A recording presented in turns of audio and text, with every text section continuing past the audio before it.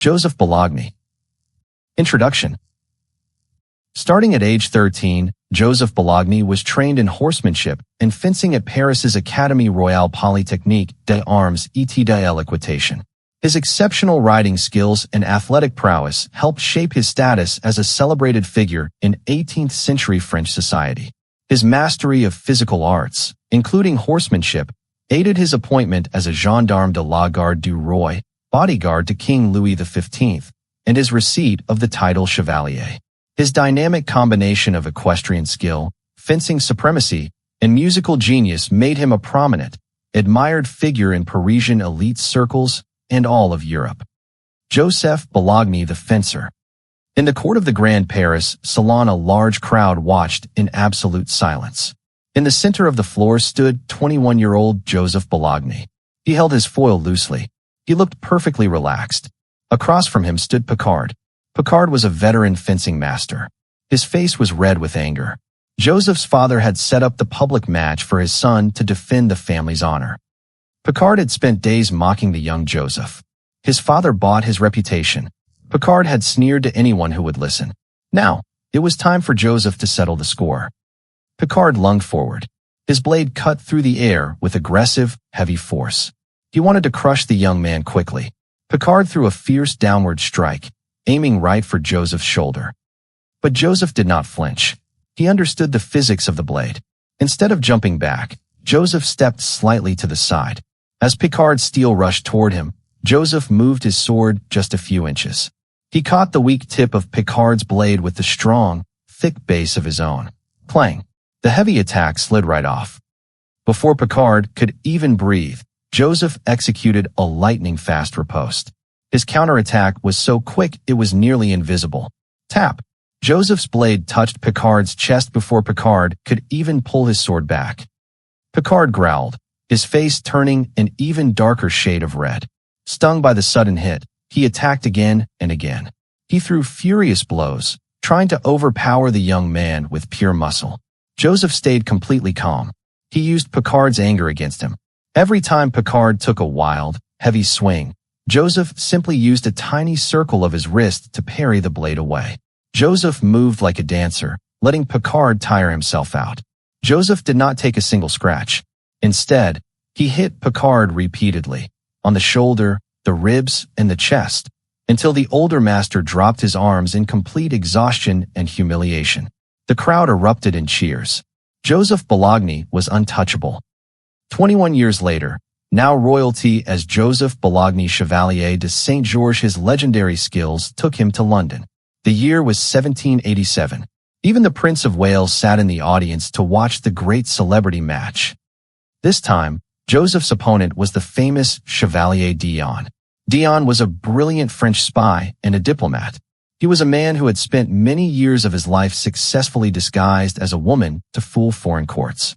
For this public match, D'Eon wore a heavy, flowing black dress. He was older now, but his skills were still deadly and deeply aggressive. As the match began, D'Eon charged with surprising speed. The fabric of his dress rustled loudly as he drove forward, unleashing a barrage of rapid thrusts. Joseph could have easily used his unmatched speed to counterattack and end the fight quickly. Instead, he chose respect. He treated the match like a beautiful piece of music. D'Eon lunged with fierce determination, his blade flashing in the candlelight.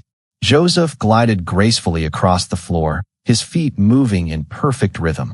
He used fluid, effortless defense to block every dangerous thrust.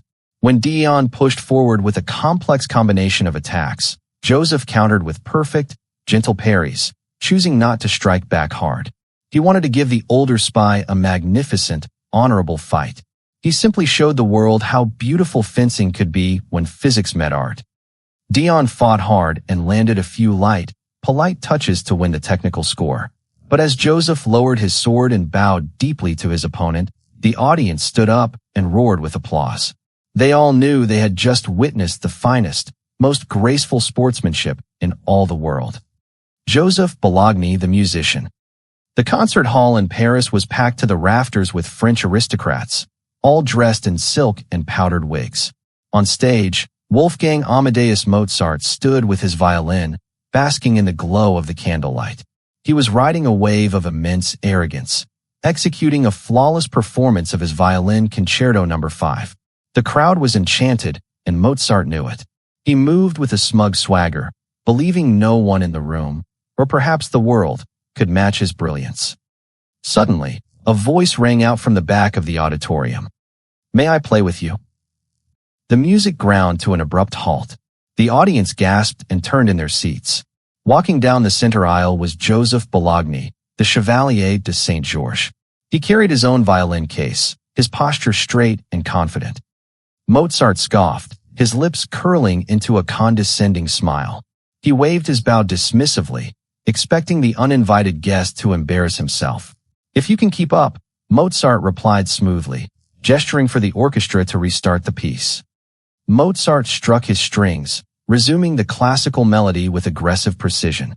He played a complex, rapid series of notes, throwing a challenging look toward Bologne. He expected the newcomer to stumble.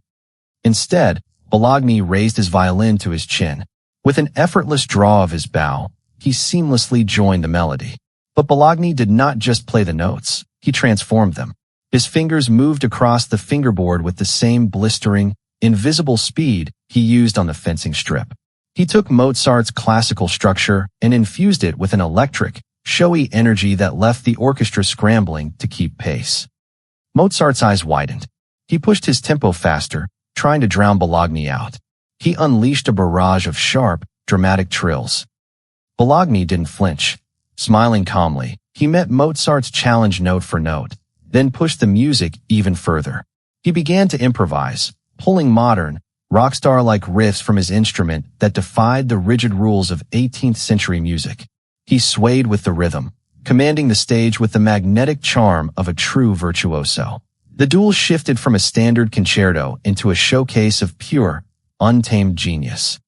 Mozart was visibly sweating now, his bowing becoming frantic as he tried to reclaim the spotlight.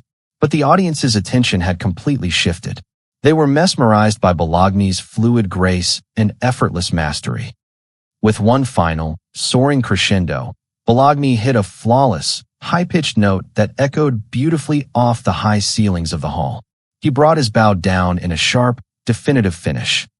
The hall fell dead silent for a fraction of a second. Then, the crowd erupted into a roar of applause, standing to their feet and cheering for the Chevalier.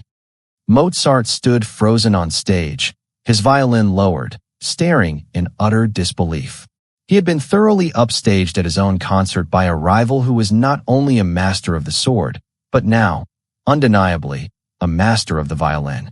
Bologne offered a polite, sweeping bow to the stunned composer, turned on his heel, and walked away, leaving an unforgettable legend in his wake. The midnight air in Paris was thick with the scent of upcoming rain. Joseph Bologne, the Chevalier de Saint Georges, walked at a leisurely pace down the cobblestones of a quiet street. Under his left arm, he carried his favorite violin case. In his right hand, he casually swung a walking cane made of dark, heavy snakewood, its handle topped with a simple silver knob. He was tired but happy. He had just spent the evening performing a new violin concerto for an appreciative audience. Yet, as he walked, the echoes of applause faded, replaced by the grim reality of the city. Paris was changing. The fires of revolution were brewing, and as a man of color who openly championed equal rights, Joseph knew he walked with a target on his back. A sudden shift in the shadows ahead broke his train of thought. From the darkness of a narrow alleyway, 3 men stepped out. Joseph paused, his boots clicking softly against the stone. He glanced backward. 3 more men had emerged from the mist behind him, cutting off his escape. 6 in total. They wore heavy wool coats pulled up high, but the dull glint of drawn swords and long knives was unmistakable. "Well, look what we have here," the leader in front sneered, his voice dripping with malice. "The fancy music man. Let's see if you can dance without your strings." Joseph didn't speak. He didn't cry out for help. He knew the watch would not arrive in time, and his skin color meant few strangers would risk their lives to intervene. Instead, he calmly lowered his violin case to the dry stone of a recessed doorway, protecting it from the coming scuffle. He stood tall, squaring his shoulders. He shifted his weight, his feet automatically finding the balanced, springy stance of a master fencer. He raised the snakewood cane, holding it exactly as he would a foil in the grand fencing salons of Paris. The leader lunged forward, thrusting a wicked, rusted blade toward Joseph's chest. To an untrained eye, the attack was fast. To Joseph, who had spent decades anticipating the finest blades in Europe, it moved like molasses. He didn't panic. He simply pivoted his torso an inch to the left. The blade hissed harmlessly through the empty air. Before the attacker could recover his balance, Joseph used the momentum of his cane to disarm the man with a swift, expert strike to the hand. The knife clattered to the cobblestones, and the man recoiled, his hand numbed by the impact. "He's just got a stick. Get him," another shouted from behind.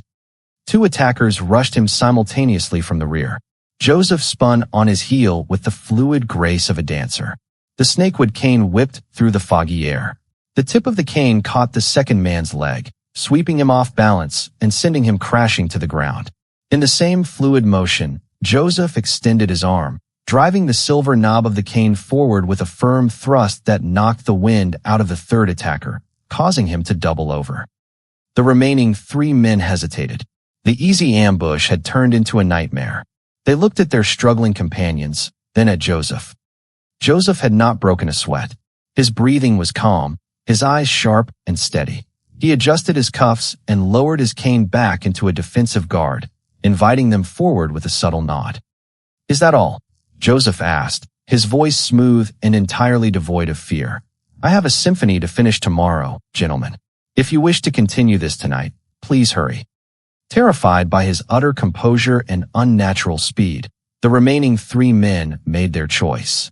They turned and fled into the dark Parisian night, leaving their companions to retreat into the shadows. Joseph watched them go, ensuring the street was truly safe. He lowered his cane, tapped it lightly on the stone to shake off the dust, and picked up his violin case. He checked his coat. Not a single thread was torn. With a quiet sigh, the virtuoso of Paris continued his walk home, his mind already drifting back to the music.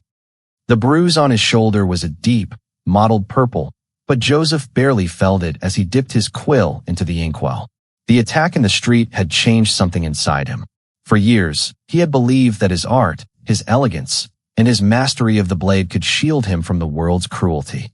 He had thought that if he became indispensable to the high society of Paris, they would forget the color of his skin. He had been wrong. The ambush made it clear. To the old order, he would always be an outsider. His resilience that night did not just save his life, it ignited a fire. If his talents could not win him true freedom, then he would use those talents to tear down the system that denied it to others.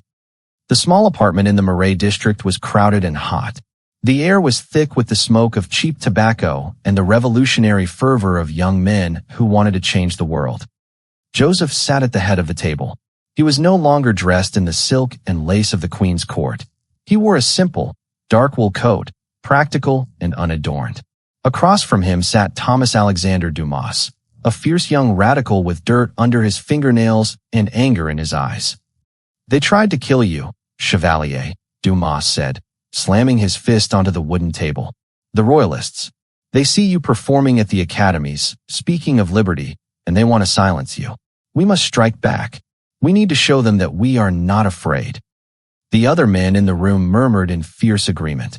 The tension was ready to boil over. Joseph raised a single, calm hand. The room instantly fell silent. His reputation as the man who fought off 6 attackers with nothing but a walking stick had spread through the underground like wildfire. To these young revolutionaries, he was no longer just a musician. He was a living symbol of defiance. "Violence without discipline is merely a riot, Thomas Alexander," Joseph said, his voice low, steady, and commanding. "The men who attacked me expected a frightened artist. They expected me to beg for my life. Instead, I used their own momentum against them. I stayed calm. That is how we win this revolution." He stood up, leaning over the table, his eyes locking onto each man in turn. "The nobility thinks we are weak because we are downtrodden," Joseph continued. "They think men of color, men of the lower classes, cannot organize. We will prove them wrong. We will not just fight. We will fight with absolute precision. I am forming a legion, a regiment of volunteers, free men of color who know exactly what they are fighting for. A legion? Thomas Alexander blinked, his anger momentarily replaced by awe. The king would never allow it. The king's time is running out, Joseph replied sharply. We will train. We will learn tactics, discipline, and the art of warfare. When the moment comes, we will not be a mob. We will be an army. The men looked at each other, the realization of what Joseph was proposing washing over them. He wasn't just talking about pamphlets and protests anymore. He was talking about building a force that could actually defend the ideals of liberty, equality, and fraternity. That night, the Legion St. George was born in the hearts of those men. Joseph's survival had given them hope, but his strength and vision gave them a purpose. As he looked out the window at the dark Paris skyline, Joseph knew the path ahead would be far more dangerous than a street ambush. But for the first time in his life, he wasn't just defending himself. He was fighting for the future of a new world. The morning mist hung low over the fields outside Lille, dampening the grass, but doing nothing to cool the fierce tension in the air. Joseph Bologne stood atop a small earthen mound, his dark green uniform sharp and pristine despite the mud. Before him stood the volunteers of the Legion St. George, the first all-black regiment in European history. They were free men, former slaves, and laborers. They possessed plenty of passion, but very little discipline. You move like a broken keyboard. Joseph's voice rang across the field, cutting through the heavy air. He marched down the line, stopping in front of a young recruit whose musket was tilting dangerously to the left. A regiment is not a collection of individuals, citizen. It is a symphony. If one instrument plays out of time, the entire piece falls into chaos. He stepped back, drawing his own saber. The steel caught the pale morning light. Every maneuver in battle has a rhythm, Joseph announced to the men. Loading your musket is a 4-beat measure. Tear the cartridge, 1. Pour the powder, 2. Ram the ball, 3. Present and fire, 4. If you rush the 3rd beat, your gun jams. If you lag on the 4th, you die? We will practice until your hearts beat to the exact same tempo. For weeks, Joseph used his deep understanding of musical structure to revolutionize their training. He did not just shout orders. He taught his troops to listen. He replaced confusing, shouted battlefield commands with distinct drum patterns and horn calls. He grouped his men into smaller squads that operated like chamber ensembles, each piece knowing its exact role, capable of playing independently or merging seamlessly back into the grand orchestra of the full legion. By the time the autumn rains arrived, the ragtag volunteers had been transformed. They moved with a terrifying, unified precision, and just in time, for the Austrian army had breached the frontier. The test came at a crucial crossroads near Hazebrouck. A massive column of Austrian cavalry was sweeping down the road, aiming to flank the main French army. If they broke through, the revolution in the north would be crushed. Joseph's legion was the only force standing in their way. The rain poured in sheets, turning the battlefield into a soup of thick, brown mud. Joseph sat astride his horse at the edge of a dense wood, watching the glittering helmets of the enemy cavalry approach.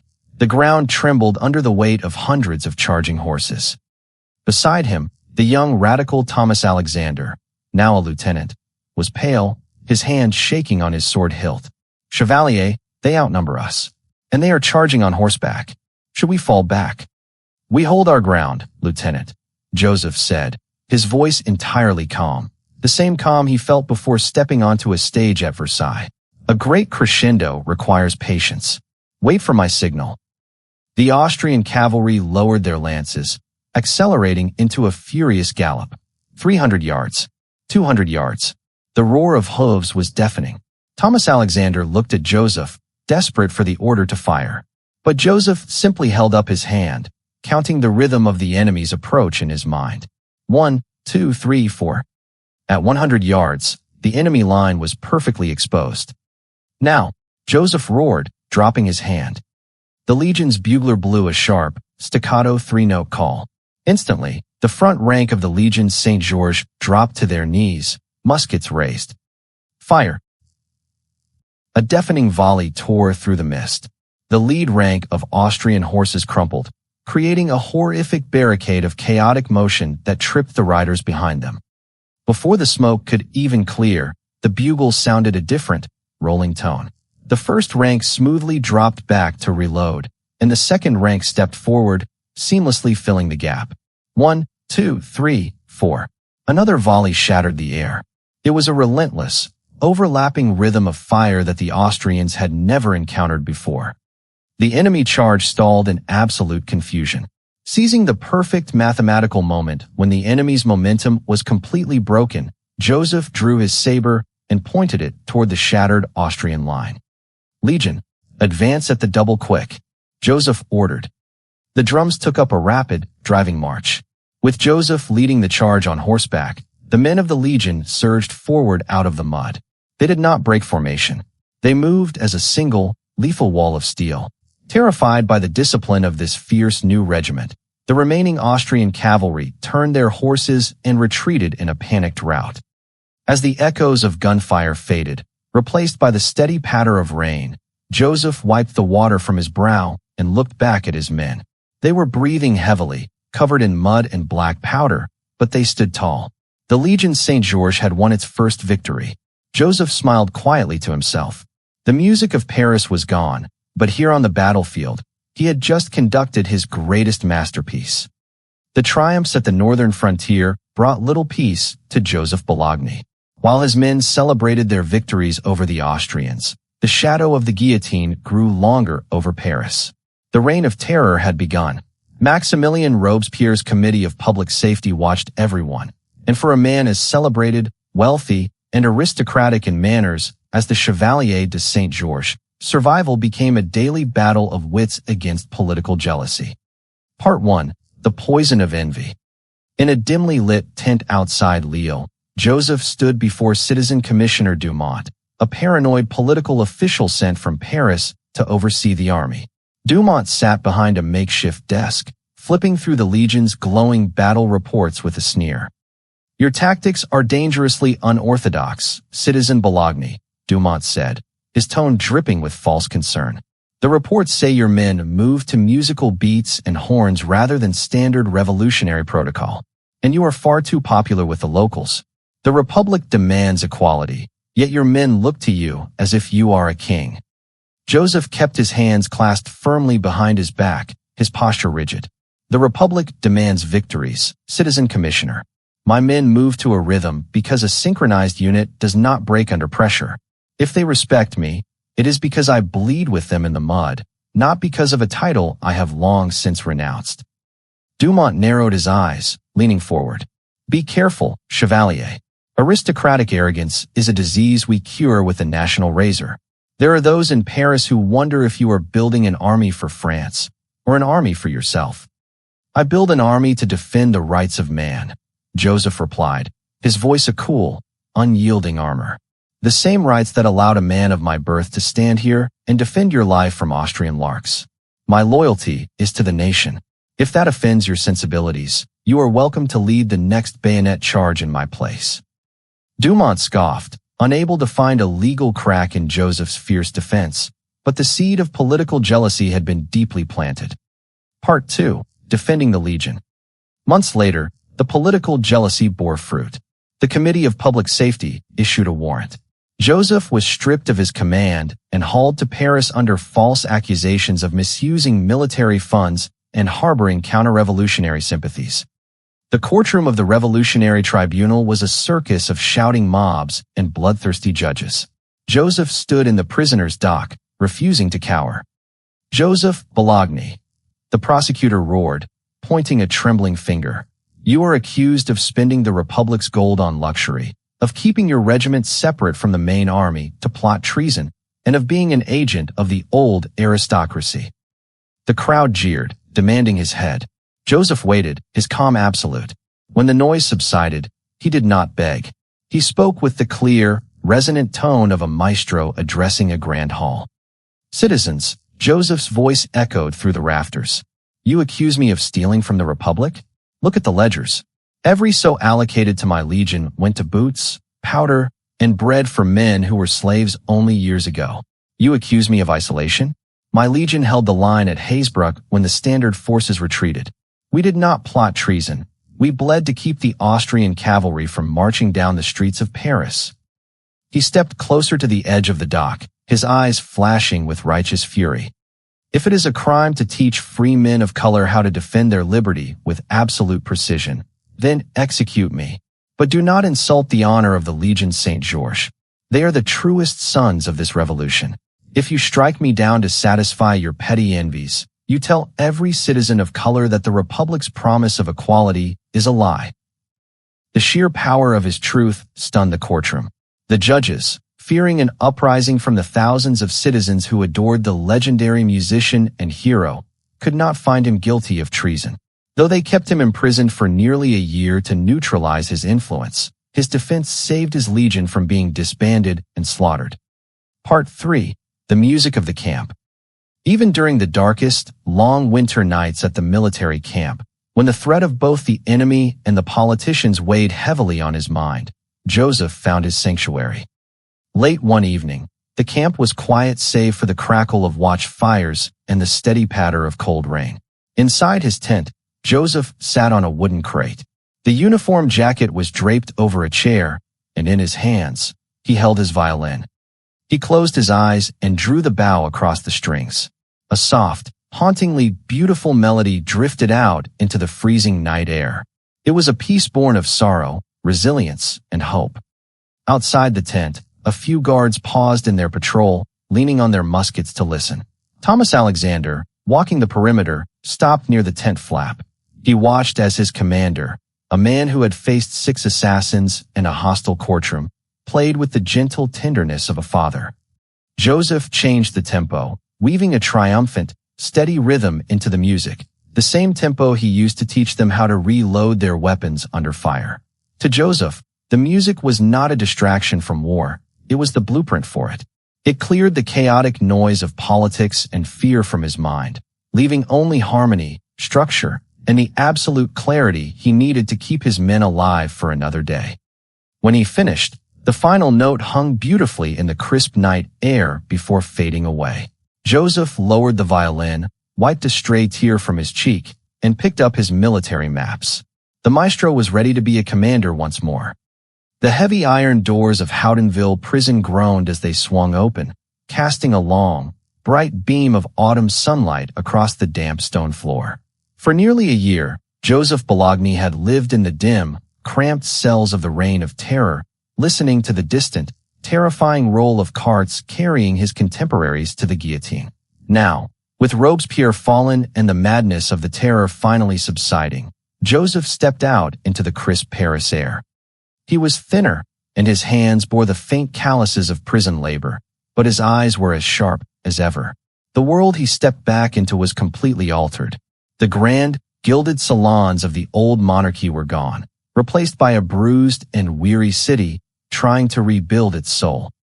For Joseph, that rebuilding began with the only force that had never betrayed him, music.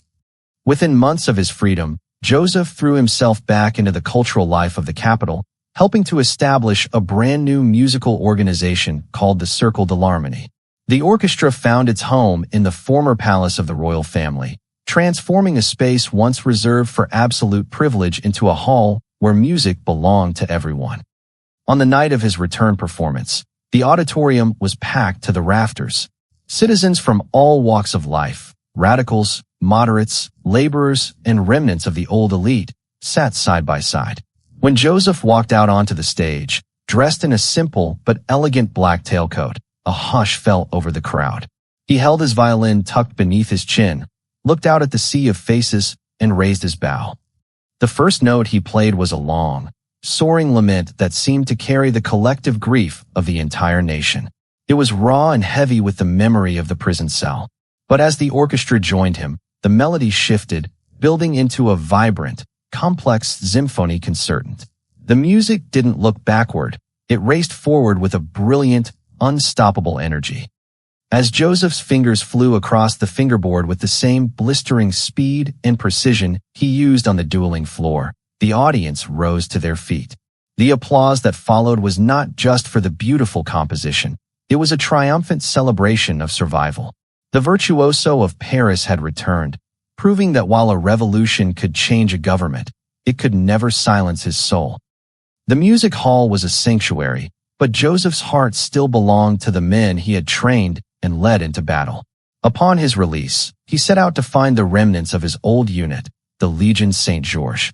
The political winds of Paris had forced the military to shift his men around, but Joseph finally tracked a large detachment of them to a military encampment just outside the city gates. It was late afternoon when Joseph rode into the camp. The soldiers were going about their daily routines, cleaning equipment, tending to horses, and maintaining their gear. Thomas Alexander, now a weathered captain with a scar across his cheek, was checking the camp's perimeter when he saw the lone rider approach. He squinted into the sun, his breath catching in his throat as he recognized the straight, noble posture of the horseman. "Legion," Thomas Alexander's voice boomed across the camp, cracking with an emotion his men had never heard from him before. "Present arms. Look to the road." Dozens of soldiers stopped what they were doing. Heads snapped toward the entrance. A murmur ran through the ranks, quickly growing into a roar of disbelief and joy as word spread. "The colonel is alive. The Chevalier has returned." Men dropped their tools and rushed to form a line. They did not move like a chaotic mob. The weeks of rigorous, rhythmic training Joseph had instilled in them took over instantly.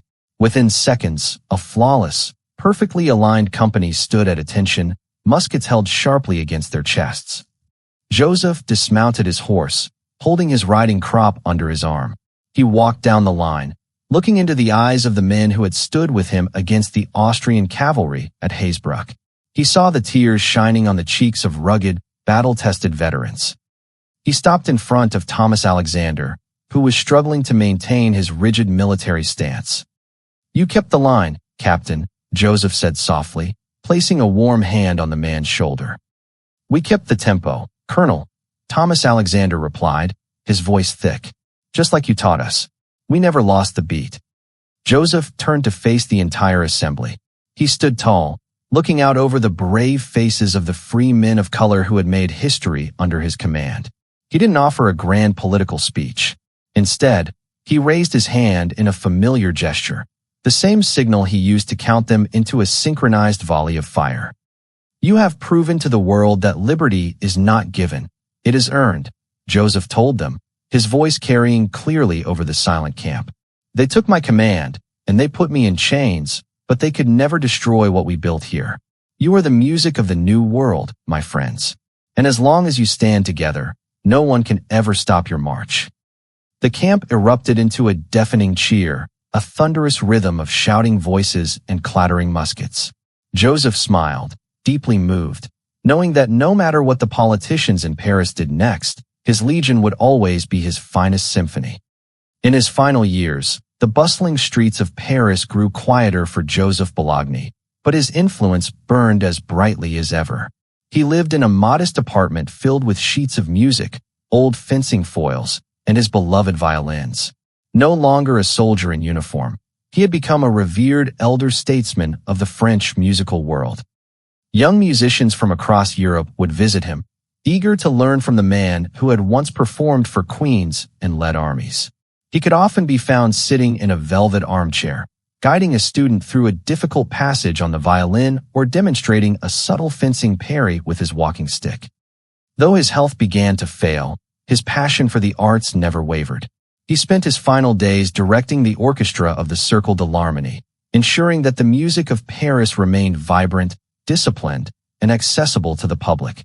When he passed away in 1799, he left behind a massive collection of symphonies, string quartets, and concertos, pieces that perfectly blended the elegance of the classical era with his own unique, energetic flair. For nearly 2 centuries after his death, Joseph Bologne's brilliant contributions were largely erased from history books due to the rise of systemic racism and shifting political regimes in France. Many of his handwritten scores were lost, misattributed, or left to gather dust in old library archives. Today, a massive cultural awakening is taking place. Modern musicians, historians, and conductors are actively working to rediscover the lost concertos of the Chevalier de Saint Georges.